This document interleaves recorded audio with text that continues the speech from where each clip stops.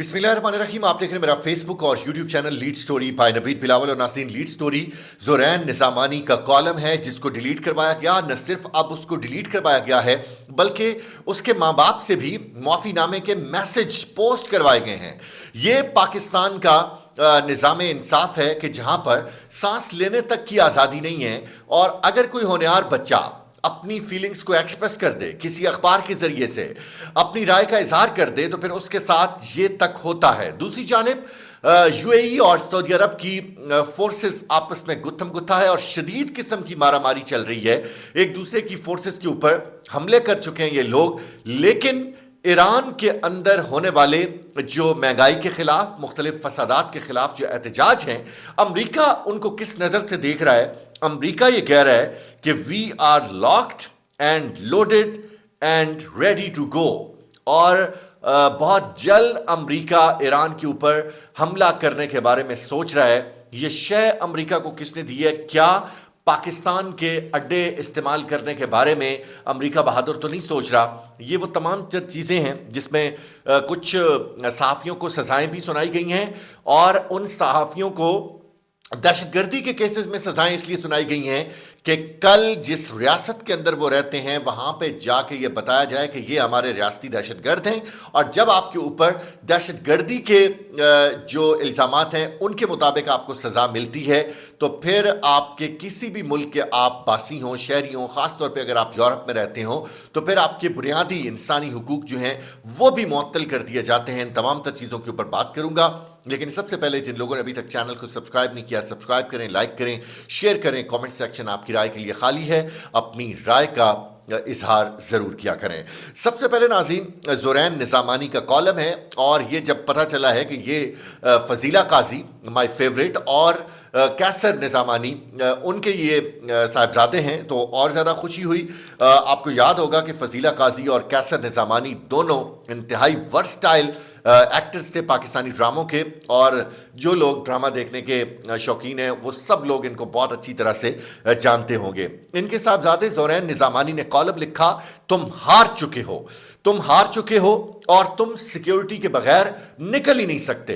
जिन लोगों के जरिए से टीवी के ऊपर तुम अपना बयानिया लॉन्च करवाते हो, लोग उनकी शक्लें भी नहीं देखना चाहते, और लोग उनकी शक्लों को देख के अपने टीवी सेट को बंद कर देते हैं, और तुम इनके जरिए से अपना बयानिया हमारे ऊपर मुसल्लत करने के बारे में सोचते हो।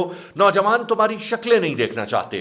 कुछ लोगों के पास अभी तो वसाइल दस्तयाब नहीं है, लेकिन आइंदा आने वाले टाइम में बहुत जल्द आप देखेंगे कि पाकिस्तान के नौजवान, उनकी ज्यादातर तादाद वो होगी जिनके पास इतने वसाइल दस्तयाब होंगे कि वो फौरन ही अपना मुल्क छोड़ के बाहर चले जाएंगे, और वहां पर बैठकर वो तुम्हें तुम्हारी इस फस्तायत का जवाब देंगे। जबकि कुछ नौजवान ऐसे होंगे जो पाकिस्तान के अंदर ही रह जाएंगे, लेकिन वो भी आपको अपना म्यूजिक सुनवाने के ऊपर मजबूर करेंगे। आपको अपना म्यूजिक जरूर वो सुनवाएंगे, और वो आपसे आपकी फस्तायत, जबर और इन तमाम तर चीजों का हिसाब लेंगे। तुम हार चुके हो, इट्स ओवर।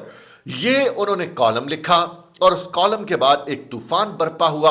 एक्सप्रेस ट्रिब्यून के अंदर से वो कॉलम, उसको डिलीट करवाया गया। अब उनकी वालदा, उनकी भी पोस्ट आई है कि कुछ सियासी पार्टीज इसको अपने नैरेटिव के तौर पे यूज करना चाहते हैं। हमारे बेटे का किसी सियासी पार्टी के साथ कोई ताल्लुक नहीं है। जबकि उनके वालिद की भी पोस्ट आई है, और उन्होंने भी इसी खदशे का इजहार किया है कि हमारे बेटे की पोस्ट को कुछ सियासी पार्टियां अपने मकासद के लिए यूज कर रही हैं। ऐसा नहीं होना चाहिए। वालिदैन की मजबूरी समझ में आती है। बच्चे से पोस्ट डिलीट करवाई गई, वालदा से पोस्ट करवाई गई, वालिद से करवाई गई। यह है पाकिस्तान का निज़ाम इंसाफ, जहां पर हम सांसें लेते हैं, जहां पर हम आगे बढ़ने की कोशिश करते हैं। इतना तासुब, इतनी तंग नजरी और इतनी अंधेर नगरी शायद ही आपको कहीं दिखने को नजर आई हो। दूसरी जानिब आगे बढ़ते हैं। यूएई और सऊदी अरब का मामला है। ये दोनों फोर्सेस आपस में गुत्थम गुत्था हो चुकी हैं। यूएई ने सऊदी अरब के ऊपर हमला कर दिया है। यूएई की जो बैक्ड आरएसएफ आर्मी है उसकी पोजीशन के ऊपर हमला किया गया है, जबकि यमन में भी सऊदी अरब और यूएई आपस में शदीद किस्म की घुमसान की जंग में इस वक्त देखे जा सकते हैं और एक दूसरे की फोर्सेस के ऊपर शदीद तरीन गोलाबारी का सिलसिला भी जारी है। इस सिलसिले में पाकिस्तान की पोजीशन भी बड़ी अहम है।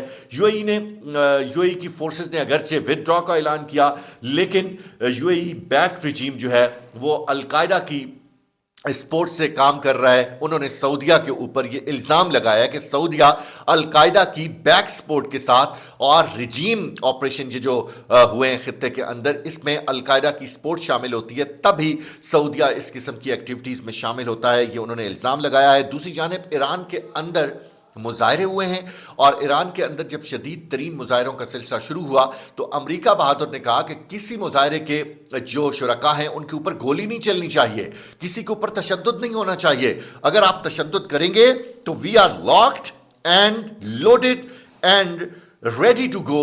हमने टारगेट लॉक कर लिए हैं, हम लोडेड हैं, हम तैयार हैं और हम तुम्हारे ऊपर हमला करने में देर नहीं करेंगे। अब सवाल यह है कि अमेरिका बहादुर को 26 तारीख को पाकिस्तान के अंदर होने वाला तशद्दुद, पाकिस्तान के अंदर होने वाली कानून की बेरहमाना ज़रब, वो तो किसी तौर पे भी समझ नहीं आई, लेकिन ईरान के अंदर होने वाले मुजाहरों के ऊपर अमेरिका बहादुर की बड़ी गहरी नज़र है और अमेरिका कह रहा है कि हमने टारगेट्स लॉक कर लिए हैं, यानी कि ये जहाज़ों के टारगेट्स लॉक किए जाते हैं, उसके बाद हमला किया जाता है, असले का इस्तेमाल होता है और जो टारगेट लॉक किए जाते हैं वो तमाम तर जहाज़ और तनसीबात जो हैं उनको गिरा दिया जाता है, उनको ख़त्म कर दिया जाता है, सफ़े हस्ती से मिटा दिया जाता है। इससे पहले भी अमेरिका ने फर्दोसाइट और मुख्तलिफ जो ईरानी तनसीबात हैं उनके ऊपर हमला करने के हवाले से कोशिश भी की थी, लेकिन वो कामयाब नहीं हो सका। इस वक्त उसको किसकी शय है? क्या पाकिस्तान की जानिब से कुछ अड्डे फराम कर दिए गए? ये सिर्फ एक सवाल है, ये सिर्फ एक सवाल है।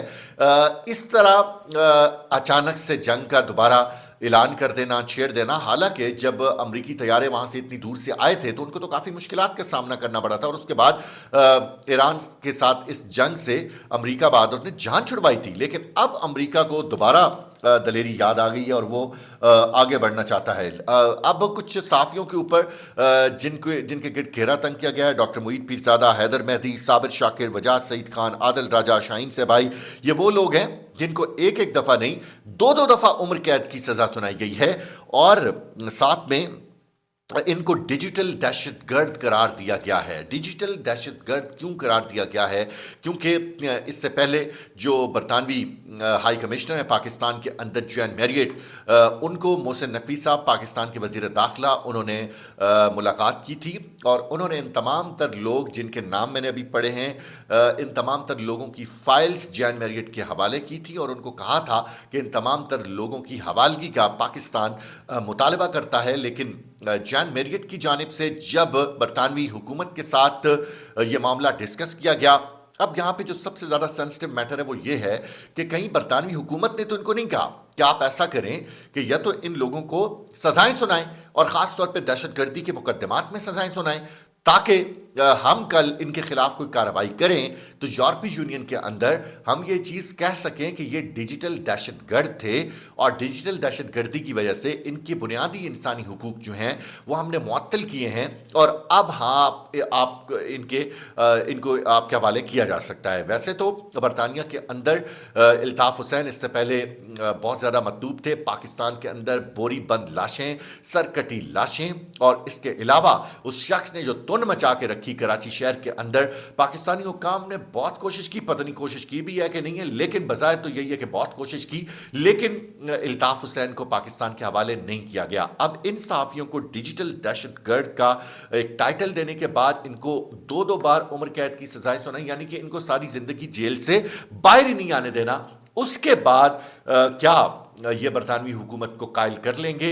और अगर ये बरतानवी या किसी आलमी ताकत के कहने के ऊपर ये सब कुछ हुआ है तो फिर बहुत ज़्यादा खतरनाक है। मिलते हैं अगले व्लॉग में।